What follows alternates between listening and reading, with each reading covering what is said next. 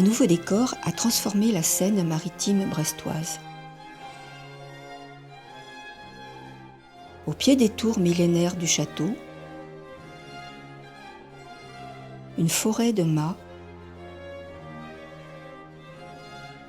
un rideau de haubans vibrant dans le suroît, se sont posés sur cette partie de rade offerte aux rêves océaniques des plaisanciers du dimanche, aux conquérants de records autour du monde,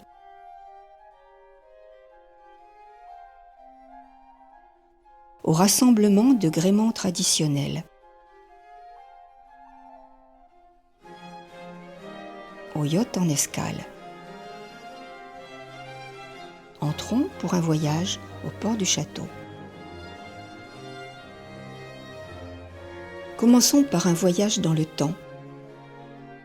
Aux archives de la marine à Brest, il est possible de consulter une correspondance entre l'intendant du port de Brest et le ministre de Louis XIV concernant les besoins de la marine en port marchand. L'intendant demande au roi la création d'une zone de mouillage abritée qui serait constituée de vieux navires remplis de cailloux que l'on coulerait sous le château. Première réponse du ministre le 12 octobre 1696, le roi ne veut pas que l'on fasse couler des vaisseaux dans la rade pour un port marchand. En juillet 1697, nouveau refus, pas d'argent, attendre la paix. En septembre 1697, ne pas couler les vaisseaux, mais les dépecer afin de récupérer les matériaux.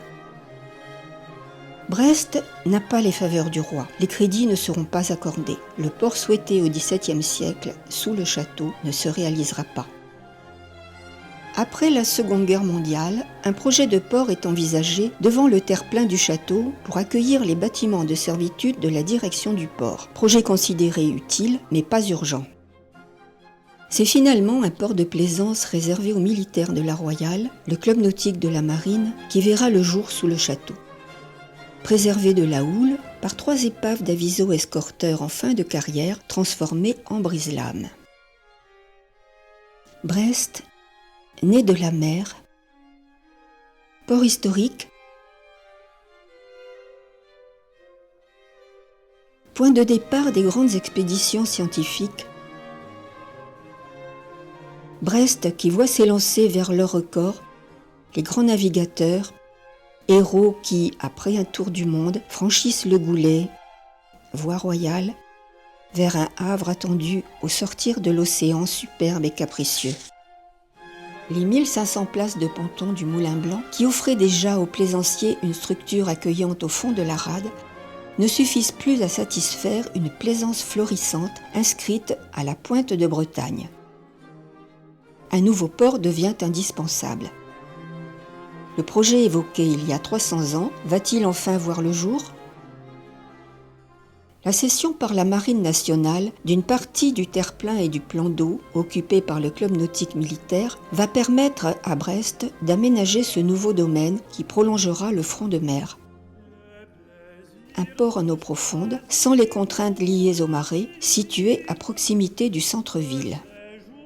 Les travaux de préparation du plan d'eau débutent au printemps 2006.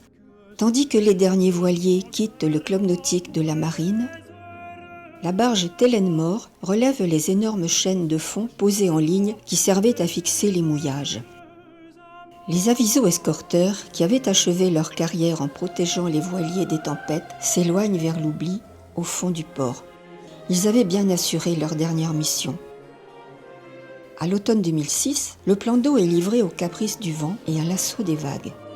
À la première accalmie, les plongeurs de la Marine nationale enlèvent les dernières bouées. Début janvier 2007, se met en place un vaste chantier d'assainissement du plan d'eau.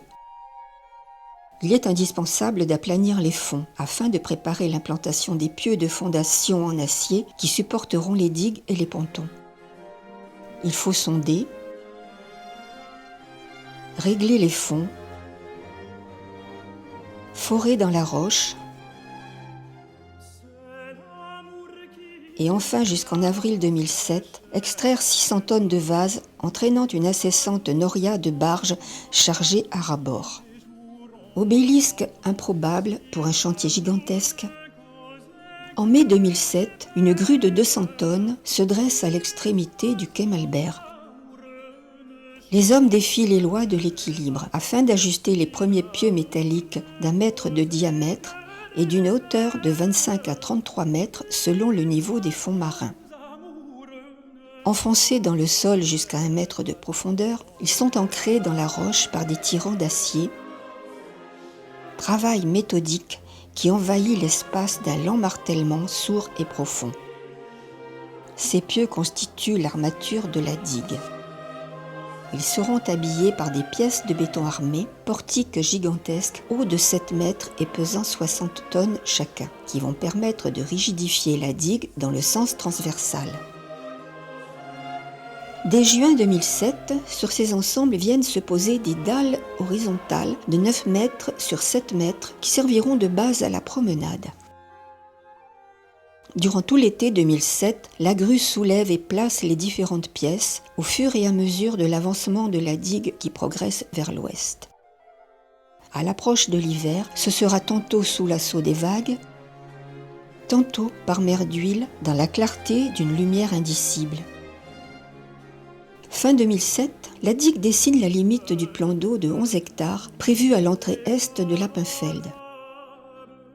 Une seconde barge avec grue se positionne sur le plan d'eau. Un martèlement redoutable résonne jusqu'à la nuit tombée pour la pose des premiers pieux qui maintiendront les pontons. Simultanément, à la mi-décembre 2007, la petite cale du club nautique disparaît, de même que la digue située à l'entrée est de Lappenfeld. Le plan d'eau doit offrir l'espace nécessaire au nouvel aménagement. Au printemps 2008, la digue sud a atteint ses 450 mètres. Les murs par houle sont posés côté rade. Les éléments transportés sur une barge trouvent leur place bout à bout en un jeu de construction démesuré. Une fois positionnés, ils formeront un ensemble de 13,50 mètres de hauteur qui protégera le nouveau port des houles de Suroît. En mars-avril 2008, côté esplanade, sont posées les structures métalliques permettant de positionner les pieux qui soutiendront la darse. De mars à mai 2008, sur le plan d'eau se poursuit l'implantation des pieux auxquels seront fixés les pontons. Martèlement régulier qui résonne sur la mer pour la pose d'un gigantesque jeu de quilles marin. D'avril à juin 2008, l'assemblage des premiers éléments des pontons s'effectue sur le terre-plein du château et sur le plan d'eau. Bientôt, celui-ci se couvre de dominos géants qui, dans un graphisme inattendu, animent un ballet nautique entre les colonnes immaculées sur lesquelles ils vont venir se fixer. Simultanément, fin juin 2008, sont plantés les pieux et assemblés les premiers éléments qui constituent la digue ouest. Le temps presse. Le mois de juillet approche. Il faudra bientôt accueillir le rassemblement nautique de Brest 2008, grande fête maritime attendue tous les 4 ans dans la cité du Ponant. Dès le 10 juillet, les participants arrivent à Brest de tous les horizons et trouvent leur place dans le nouveau port, qui s'anime de voiles multicolores. La fête peut commencer, le port tient ses promesses. Les voiles ont pris le large. Les pontons foulés par leurs premiers navigateurs retrouvent la quiétude d'un chantier en achèvement. Dès le début septembre 2008, la digue ouest progresse par temps calme. Elle atteint ses 200 mètres en janvier 2009 et avec la digue sud protège totalement le plan d'eau. Les câbles sont posés, les passerelles fixées, les catouets rivés au ponton, à la satisfaction des hôtes habituels qui occupent déjà les 1300 mètres à leur disposition. Début février 2009, la fantasmagorie hivernale offre un décor irréel. Fin janvier 2009, débutent les travaux d'aménagement du terre-plein sous le château. En front de mer, une esplanade offrant un bel accès au ponton et aux flâneries marines. Elle s'appellera quai Tabarly. Éric Tabarly, officier de marine, navigateur au talent de régatier exceptionnel, à l'ingéniosité architecturale peu commune, qui lui permet de naviguer sur des voiliers très compétitifs et de devenir une référence dans la course au large. En juillet 2008, les pontons avaient accueilli pour quelques jours les voiliers de passage. À présent, au printemps 2009, les bateaux inscrits au port commencent à occuper leurs emplacements. 750 places, dont 150 pour la marine, s'offrent aux plaisanciers. Le port du château s'habille de coques, de mâts, de haubans. Les flâneurs apprécient la promenade. 25 avril 2009, inauguration du port du château. La naissance du port du château est officielle lorsqu'un voile découvre la plaque Digue la Pérouse. Les personnalités parcourent les pontons, les gréements traditionnels et les voiliers de course sont au rendez-vous.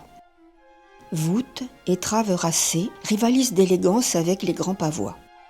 Brest salue son port en musique.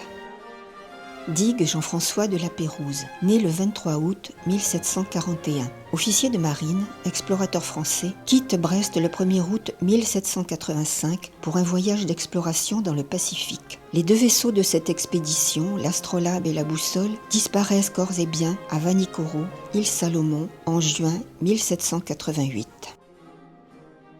Du 5 au 11 juillet 2010, le port du château reçoit sa première grande manifestation nautique, la Brest Classic Week.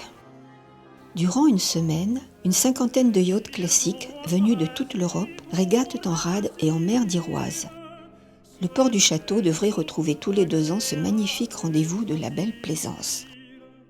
Début 2012, à l'emplacement des anciens locaux du Club nautique de la Marine et sur l'empreinte de sa rotonde, se dresse à présent l'espace Bernard Giraudot.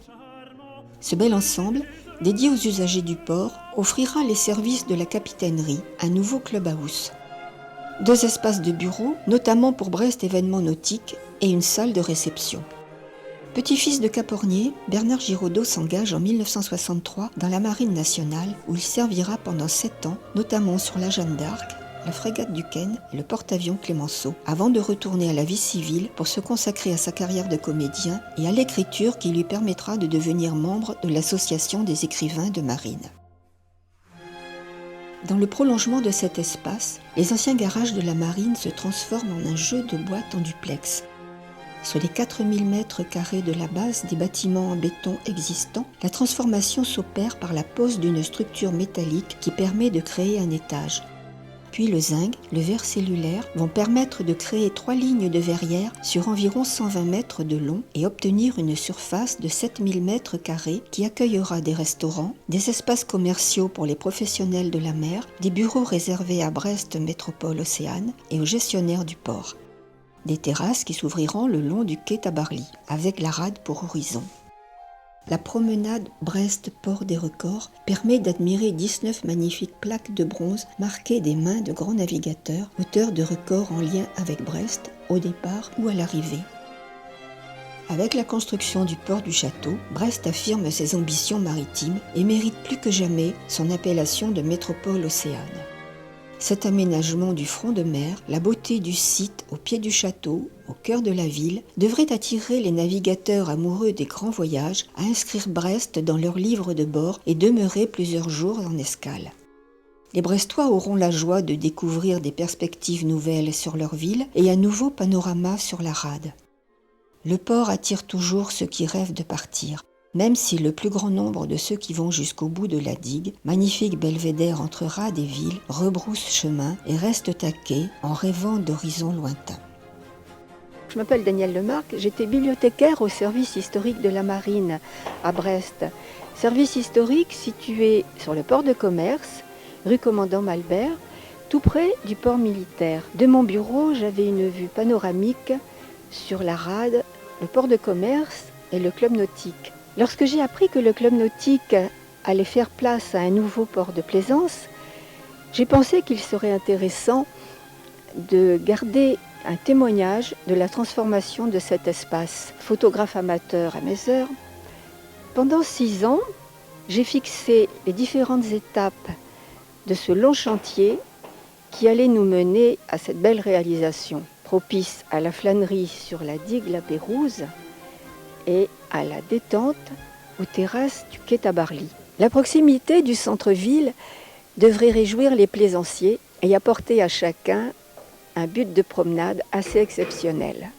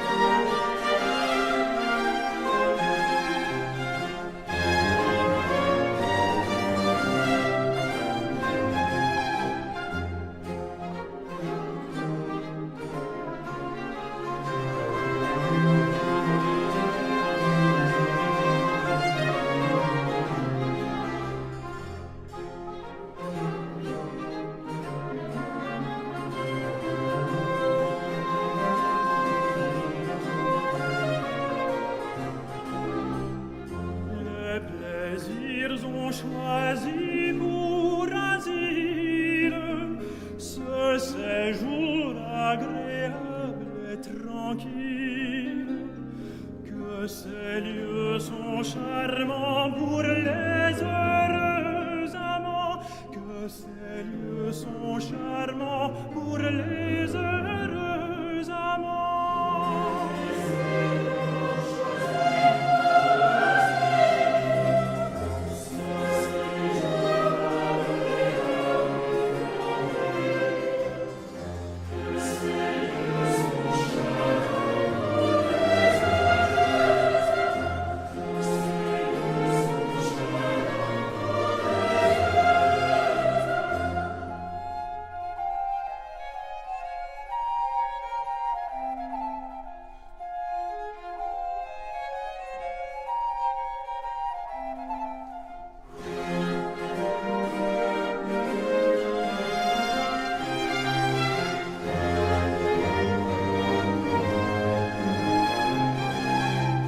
C'est l'amour qui retient dans ses chaînes